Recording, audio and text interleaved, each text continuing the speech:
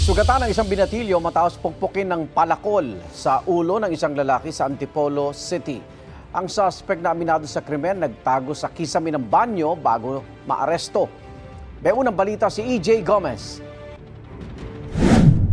Sugatan ang 17 anyos na binatilyong ito matapos pukpukin sa ulo ng isang lalaki gamit ang isang palakol. Nangyari ang insidente sa Barangay Mambugan, Antipolo City nitong linggo. Ayon sa biktima, bumibili lang sila ng ulam ng kanyang pinsan nang lapitan sila ng isang lalaki na residente rin sa kanilang lugar. Inakala raw nilang kakausapin lang sila pero bigla raw silang tinutukan ng patalim.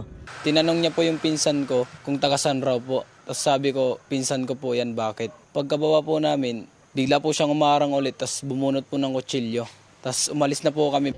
Ilang oras ang nakalipas, inutusan daw ang biktima ng kanyang kuya na bumili ulit sa tindahan. Hindi raw niya namalayan na inaabangan na pala siya ng sospek bit-bit ang isang palakol. Biglang po may mampas sa ulo ko. Bumagsak po ako noon, tapos nagdilim po yung paningin ko. At na-shock po kami sa lahat ng nangyari na hindi namin inasahan na ganyan yung gagawin ng tao na yon, na nakandusay na lang sa daan yung kapatid namin.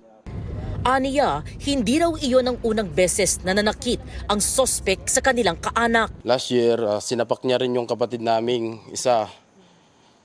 Tsaka pinablatter na rin namin yon at humingi naman ng dispensa. Pinatawad po namin. At biglang inulit niya, kaya ngayon, di namin palalampasin yung ginawa niya talaga.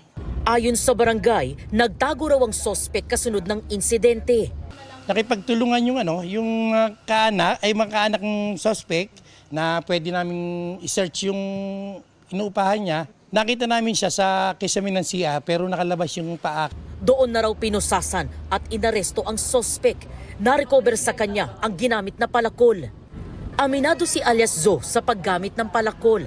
Nagawa raw niya yon dahil sa galit at paghihiganti raw niya sa pamilya. Itinanggi naman niya ang panunutok ng kutsilyo sa magpinsan. Hindi po totoo yun. Yung? Nilabas ako sila ng kutsilyo. Sinaway ko lang po sila nun. Tsaka ako gumawa ng palakol. Tapos? Yun, tsaka ako sila pinalakol. Binugbog po ako ng 4 na magkakapatid kaya lang po ako gumante. Kailan kayo sir binugbog? Nung araw din po na yun. Ayon sa barangay, dati nang nasangkot sa ilang insidente ng gulo sa lugar ang sospek. Nakadetain sa Antipolo Police Custodial Facility ang lalaki na nahaharap sa reklamong frustrated homicide. Ito ang unang balita. EJ Gomez para sa GMA Integrated News. Igan, mauna ka sa mga balita, mag-subscribe na sa GMA Integrated News sa YouTube para sa iba't ibang ulat sa ating bansa.